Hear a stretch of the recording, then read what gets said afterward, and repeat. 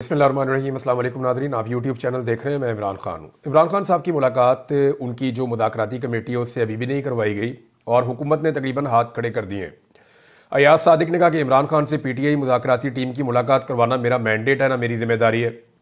हालांकि जो इनकी आपस में मुज़ाकराती कमेटी की मुलाकात हुई थी वहाँ पर बाकायदा लिखा गया था कि इमरान खान साहब से जाकर मिलेगी पाकिस्तान तहरीक इंसाफ की मुज़ाकराती कमेटी, उनसे मुशावरत करेगी और उनकी हदायत की रोशनी में फिर आगे का लायामल बनेगा और दोबारा मुलाकात होगी।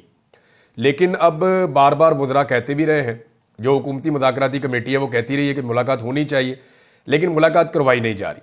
अब इसमें नवाज शरीफ साहब की सियासत भी कार फरमा है और बार बार पाकिस्तान तहरीक इंसाफ को कहते हैं जी अपने तहरीरी मुतालबात दे दें। तहरीरी मुतालबात के हवाले से दो चीज़ें अब तक सामने आई हैं कि हुकूमत क्यों मांगती है तहरीरी मुतालबात, क्यों बज़िद है कि तहरीरी तौर पर ही दें। हालांकि इमरान खान साहब ने ट्वीट में भी अपने मुतालबात के दो मुतालबात हैं मेरे मुज़ाकरात में, अखबारात के अंदर छप गए हैं, पूरी दुनिया को याद हो गए हैं। लेकिन ये दो मुतालबात भी हुकूमत कहती है जी लिख के दें तो हम मानेंगे। तो इसकी पहली वजह यह है कि नवाज शरीफ को ताने देने के लिए कोई एक कागज़ मैसर आ जाए कि नवाज शरीफ साहब जो है ना वो जलसों में खड़े होकर वो कागज़ दिखाएं, ये देखो जी ये मुतालबात इमरान खान करता रहा है, ये इस तरह करके ना नवाज शरीफ को सियासत करने के लिए कोई पेपर मिल जाए।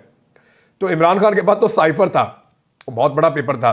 तो नवाज शरीफ साहब जो है ना वो मर्सिडीज़ के बदले में अपनी 3 पहिए वाली साइकिल हासिल करना चाह रहे हैं कि मैं भी किसी तरह कोई सियासत के अंदर आ जाऊं कि ये मुझे तहरीरी तौर पे मुतालबा मिल जाए। तो इमरान खान साहब ने कहा दो पहिए लिख के दो, लिख के दे इनको मुतालबात। तो पाकिस्तान तहरीक इंसाफ पहले देना नहीं चाह रही थी। उसकी दो वजूहत जो समझ आ रही थी, एक ये कि मियाँ नवाज शरीफ साहब चाहते हैं कि उनको कोई तहरीरी चीज़ मिल जाए जिसको कल को वो कहें जी एनआरओ मांग रहे थे, ये कर रहे थे, वो कर रहे थे। और दूसरा हुकूमत को शक है कि मुज़ाकरात कहीं और भी हो रहे हैं और वहाँ पर जो पाकिस्तान तहरीक इंसाफ हमसे मांग रही है उससे ज़्यादा कुछ देने की तैयारी हो रही है। लिहाजा ये तहरीरी तौर पे हमारे पास होना चाहिए ताकि हम कल को कहें जनाब ये देखें यही मांगा था और यही हमने देना है। और तीसरी एक चीज़ और है जो बहुत इंपॉर्टेंट है, जो किसी के जहन में नहीं आ रही, वो ये है कि पाकिस्तान तहरीक इंसाफ ने तो अभी एक लंबी तारीख चलानी है। ये तो उनके इब्तदाई मुज़ाकरात के अंदर जो उन्होंने कहा था जी मुज़ाकरात कर रहे हैं, तो मुज़ाकरात को आगे बढ़ाने के लिए हमारी दो शराइत माने, फिर मुज़ाकरात करते हैं बाकी चीज़ों के ऊपर। तो बाकी चीज़ों पर तो मुज़ाकरात होने, ये तो दो वो चीज़ें हैं जिन पे इमरान खान साहब अपनी सिविल नाफरमानी की तहरीक को वापस लेंगे, उसको ख़त्म करेंगे, मुज़ाकरात के अंदर बैठ के बातचीत शुरू करेंगे और फिर उन चीज़ों पे आएंगे जो हकीकी चीज़ें हैं जिनके ऊपर बातचीत होनी चाहिए। Number 1, mandate. इमरान खान साहब का पहले दिन से मुतालबा है कि हमने इलेक्शन जीता है, कोई 70% से ज़्यादा लोगों ने हमें वोट दिया है। 180 सीटें तो पाकिस्तान तहरीक इंसाफ पहले दिन इलेक्शन में जीत गई थी। 17 सीटों वाली जमात को उठा के पाकिस्तान में इक़्तिदार दे दिया पाकिस्तान की एस्टेब्लिशमेंट ने। ये पाकिस्तान के साथ वैसे बड़ा ही घिनौना मजाक किया इन्होंने। जो लोग बदतरीन तरीके से मुस्तरद हुए उन्हें लाके इक़्तिदार में उठा दिया। एक ऐसी खातून को पंजाब की वज़ीर आला बना दिया जो अपनी सीट ही हार गई थी और बहुत सारी और सीटें भी ये हार गए थे। इनके पास तो ये ना 3 में ना 13 में पीपल्स पार्टी इनसे आगे जा रही थी कौमी असम्बली में। तो वहां पे इनको इक़्तिदार दे दिया गया, इनको लाके इस खानदान को, इसकी खानदान की सियासत भी तबाह कर दी वैसे सीरियसली जो है। अब इमरान खान साहब ने मुतालबा मैंडेट की वापसी का भी करना है और आइन की बहाली का भी करना है। आइन की बहाली जो है वो 26वीं आइनी तरमीम के खात्मे के साथ मशरूत है कि 26वीं आइनी तरमीम खत्म हो जाए। अब इसमें एक नई डेवलपमेंट हुई है और जो सेक्रेटरी है बार के, यानी जो सुप्रीम कोर्ट बार एसोसिएशन है, उसके जनरल सेक्रेटरी सलमान मंसूर ने 26वीं आइनी तरमीम कलदम करार देने के लिए सुप्रीम कोर्ट में दरखास्त दायर कर दी है और उन्होंने चंद नुक्ते उठाए। एक, उन्होंने कहा कि जी जजेस की तादाद में इजाफा ना किया जाए और प्रैक्टिस एंड प्रोसीजर एक्ट में तरमीम में कलदम करार देने और नए जजेस की तैनाती रोकने की भी इस्तदा की गई है। यानी अब ये सारा का सारा 26वीं आईनी तरमीम में किया गया ना कि कितने जज लाने हैं, कैसे जज लाने हैं, जजों को कौन लेकर आएगा। अब पार्लियामेंटेरियन फैसला करेंगे कि किसको जज बनना और किसको नहीं बनना। तो जो जजेस की अपनी, जो जुडिशरी की अपनी उसके अंदर अहलियत है या उसकी कैपेसिटी है, उसको बहुत मिनिमाइज कर दिया गया, यानी उसे कम कर दिया गया है। तो अब इसके ऊपर ये सारा कुछ 26वीं आईनी तरमीम में हुआ है और ये कोई पहला बंदा नहीं है जिसने 26वीं आईनी तरमीम को चैलेंज किया। कोई दर्जन भर जो लोग हैं या इससे ज्यादा, इन्होंने 26वीं आईनी तरमीम को चैलेंज किया हुआ है। और हैरत की बात आप ये देखें कि 26वीं आईनी तरमीम के नतीजे में जो गैर आईनी, मैं उसे गैर आईनी इसलिए कह रहा हूं कि मैं 26वीं आईनी तरमीम को ठीक नहीं समझता और मेरा यह हक है कि मैं उसको ठीक समझूं या गलत समझूं।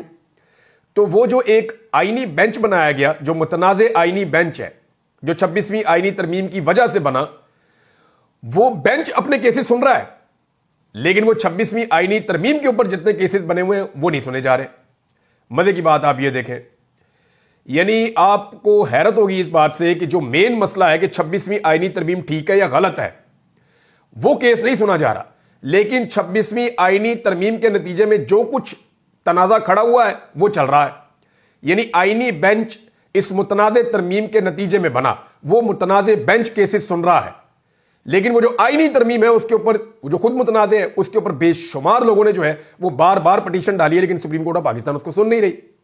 अब सुप्रीम कोर्ट ऑफ पाकिस्तान अगर उसको सुनती है तो यहां सारा मसला हल हो जाता है। क्योंकि देखिए, मैं आपको इसको सिंप्लीफाई करता हूं, बहुत आसान कर देता हूं।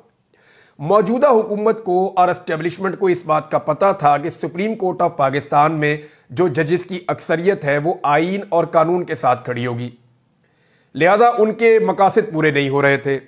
उन्होंने बहुत सारे ऐसे इकदाम उठाने थे जो इकदाम आईन से मुताबिकत नहीं रखते, या बहुत सारे ऐसे काम उन्होंने करने थे जो सुप्रीम कोर्ट ऑफ पाकिस्तान से रिवर्स हो जाते। तो उन तमाम कामों को करने के लिए और उन रुकावटों को दूर करने के लिए उन्होंने सुप्रीम कोर्ट ऑफ पाकिस्तान में एक आईनी बेंच बना दिया, एक मुतनाज़े आईनी तरमीम लाकर, और उस आईनी बेंच में वो तमाम जजेस शामिल कर दिए जो उनके पसंदीदा हैं। अब आपको बात समझ आई कि सुप्रीम कोर्ट ऑफ पाकिस्तान में जजेस की अक्सरियत आईन और कानून के साथ खड़ी थी, लिहाजा हुकूमत और एस्टेब्लिशमेंट का काम नहीं बन रहा था। तो हुकूमत ने और एस्टेब्लिशमेंट ने एक नई अदालत बना दी और उसके अंदर वो जज शामिल कर दिए जो उनके मर्जी के जज हैं। अब जिस चीज से भी खतरा होता है उस चीज का रुख मोड़ दिया जाता है उस बेंच की तरफ, और वो बेंच इनके लिए मामलात को आसान कर देता है। जैसे कि फौजी अदालतों वाला मामला हुआ थोड़े दिन पहले, अभी ये मामला चल रहा है और इसके ऊपर जो है वो पहला बाकायदा एहतजाज जीपीओ चौक में वकला ने किया है फौजी अदालतों के फैसलों के खिलाफ। ये पूरी दुनिया में पाकिस्तान के लिए जग हंसाई का एक सबब बनेगा और कोई वजह नहीं है। यानी ये जो फौजी अदालतें हैं तो अदालतें होती ही नहीं, क्या ये सिविलियन को सजाएं दे सकती हैं? अब ये केस चल रहा था, इसके अंदर कुछ रिमार्क्स हैं जो जज साहिबान ने दिए, तो मैं उनके ऊपर सिर्फ एक बात करना चाहता हूं और जज साहब को बताना चाहता हूं कि तकलीफ होती क्या है। जस्टिस जमाल मंदोखेल साहब ने कहा कि किसी को कैद तन्हाई में रखना खुद एक बहुत बड़ी सजा है। कोई 2 दिन अकेला कैद में नहीं रह सकता। 2 दिन का उन्होंने वर्ड बोला है। मैं खुद भी 14 रोज जेल में रहा हूं। सुबह नमाज के बाद बाहर छोड़ देते थे, कुछ कैदी खेल वगैरह भी खेल लिया करते थे। ये जस्टिस जमाल मंदोखेल साहब ने कहा है। इसके बाद जस्टिस मुसर्रत हलाली साहिबा ने कहा कि कैदियों को बाहर निकलने दें, धूप लगवाने दें, इसमें क्या मसला है। अब ये दोनों जजों को मैं एक बात बताता हूं, आप दोनों सुप्रीम कोर्ट ऑफ पाकिस्तान के जज हैं। 142 दिन मैं अकेला रहा हूं, 142 दिन। वो तकलीफ मैं आपको बता नहीं सकता। और मैं अकेला नहीं हूं, और बहुत सारे लोग वहां पे चिल्ला रहे होते थे, उन्हें मार पड़ रही होती थी।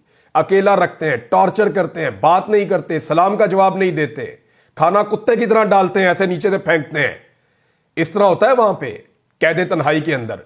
इंसान की सेल्फ रिस्पेक्ट ही खत्म कर देते हैं, बंदे को ज़हनी मरीज बना देते हैं। इतने जालिम है ये एजेंसियों वाले जो पाकिस्तान में बंदों के साथ होता है। और क्या जुर्म क्या था? सिर्फ ये कि इख्तलाफ राय, और तो कुछ नहीं था। मैंने 10 दफा उन्हें कहा यार मुझे धूप में निकाल दो 2 मिनट के लिए, मुझे कोई पौधा दिखा दो, मैं कोई ग्रीनरी देखना चाहता हूं, वो बाहर निकालो 5 मिनट के लिए, वो भी नहीं कर रहे थे। तो आप दोनों को मैं ये बता दूं कि आज आप सुप्रीम कोर्ट ऑफ पाकिस्तान में जिन हुकूक की बात कर रहे हैं वो पाकिस्तान में मिलते ही नहीं है। मैं यहां पे एक बेबसी की तस्वीर बना रहा और आपके चीफ जस्टिस ने मुझे, मैं कई दफा कहता रहा, उसने मुझे नहीं बुलाया। और जब आपकी अदालत में मेरे बारे में नाम लिया गया तो उसने कहा वो कौन है। तो आप दोनों में अगर ये जरूरत है तो आप मुझे बुलाकर पूछे, मुझे बुलाएं सुप्रीम कोर्ट ऑफ पाकिस्तान में और मुझे बुलाकर पूछें। मैं आपको बताता हूं कि कैसा जुल्म और कैसा जबर होता है जब जबरी तौर पे लापता किया जाता है। 2 दिन की बात करते हैं, 142 दिन मैंने इन हालात में गुजारे। धूप तो बहुत दूर की बात है, रोशनी बहुत दूर की बात है।